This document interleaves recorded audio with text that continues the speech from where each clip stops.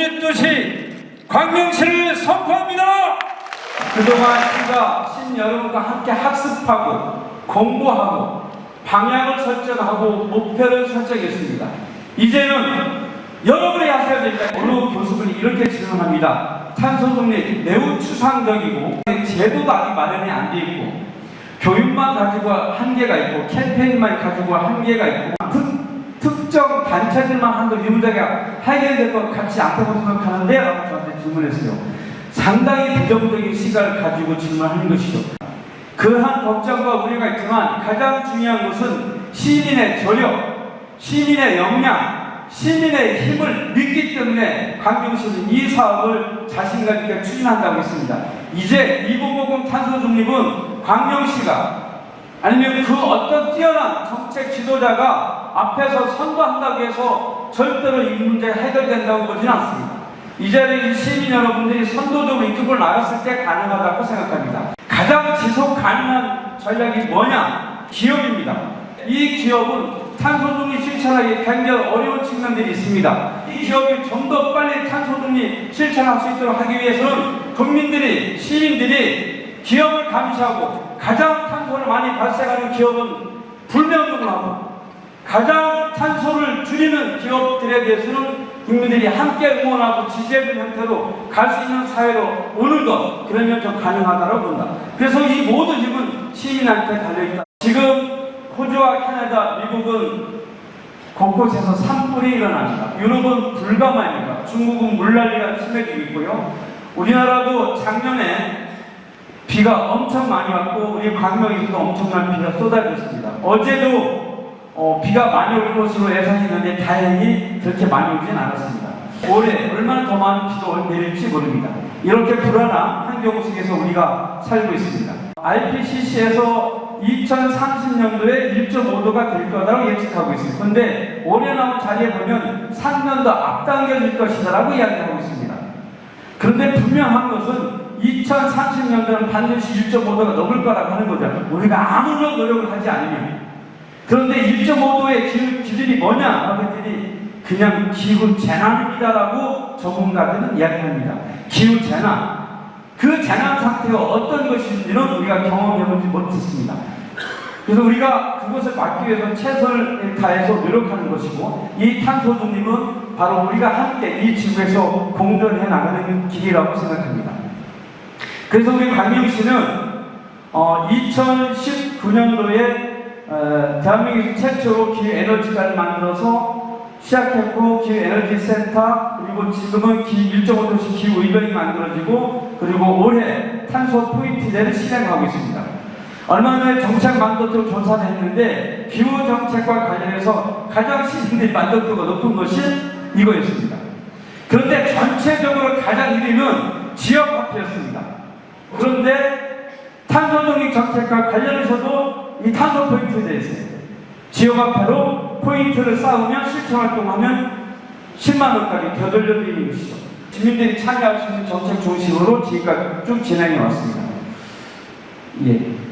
시민 참여, 건축, 정원, 에너지, 교통, 자원순환, 미세먼지 각 분야별로 시가 다양한 형태로 탄소 중립과 관련된 정책을 진행하고 있고 그리고 계획을 갖고 있습니다. 설사 놀이지 이것도 저희들이 정말 많이 하고 있는데 공공건축물에는 녹색 건축물 센터를 만들어서 점차적으로 계속 예산을 들여서 하고 있습니다. 프랑스 대사관의 참사관이 오늘 광명시에 다녀갔습니다. 저하고 30분 동안 얘기했는데 두 가지 얘기했습니다. 지속가능 도시와 관련된 포럼을 프랑스 대사관에서 진행하는데 꼭 광명시가 와서 탄소 중립 관련 정책을 발표해줬으면 좋겠다. 그리고 프랑스 파리와 광명시와 자매결을 내줬으면 좋겠다고 얘기하더라고요. 그래서 제가 아니 프랑스 대도시가 파리 대도시가 왜 광명시하고 하려고 하냐 했더니 광명시와 파리가 추진하는 정책이 똑같대요. 그게 뭐냐면 탄소 중립, 지속가능 정책, 정원도시. 유럽을 나가면 그 나라의 모든 도시는 두 가지를 설명합니다. 그 도시의 지속 가능 정책이 무엇인지, 탄소 중립 정책이 무엇이고 기후대응 정책을 어떻게 하고 있는지 이것은 반드시 설명합니다. 대한민국에 이렇게 하고 있는 지방자치단체는 이게 많지 않습니다.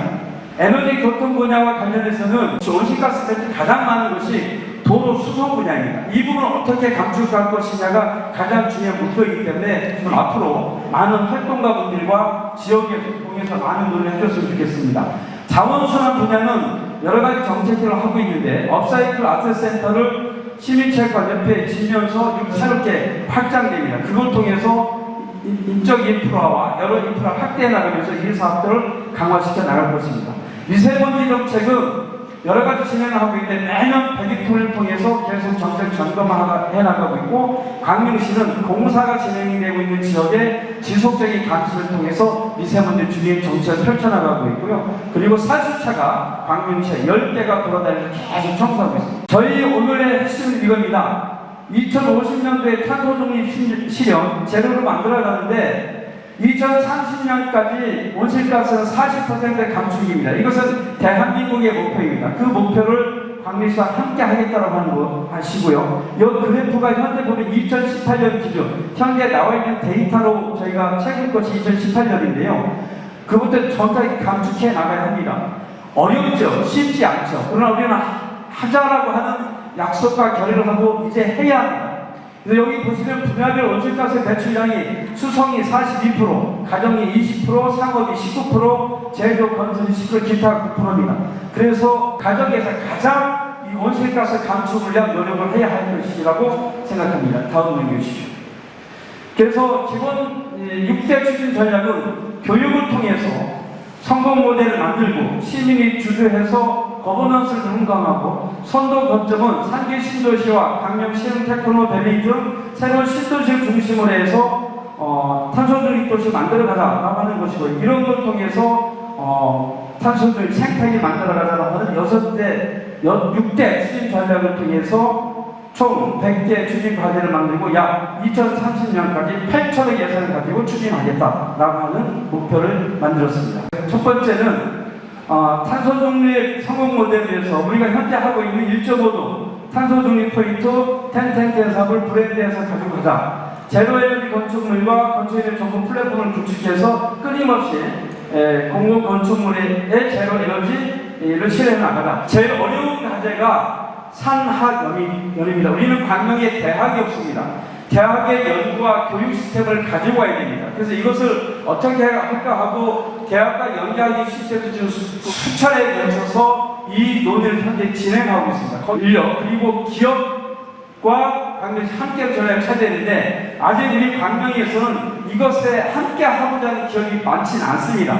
그런데 이런 선도적인 기업들을 찾고 그 기업과 함께 할 수 있는 방법을 찾으려고 하고 있습니다. 그래서 1차적으로는 가장 낮은 단계에서는 ESG 창업, ESG 친화형 스타트업들 중심으로 해서 계속 정착들고 육성시켜 나가려고 합니다. 2050년도까지 각 분야별로 구체적으로 실천해 나가자. 그 약속을 오늘 하자라고 하는 것이 가장 핵심입니다. 오늘 이 선포식을 통해서 발표한 내용을 중심으로 해서 더 지속적으로 주민자치에서, 통장회의에서, 사마을에서, 바르게 살기에서 각 모두 위원회, 단체에서 하나하나 이런 것들을 함께 토론하고 실천 나갈 것입니다.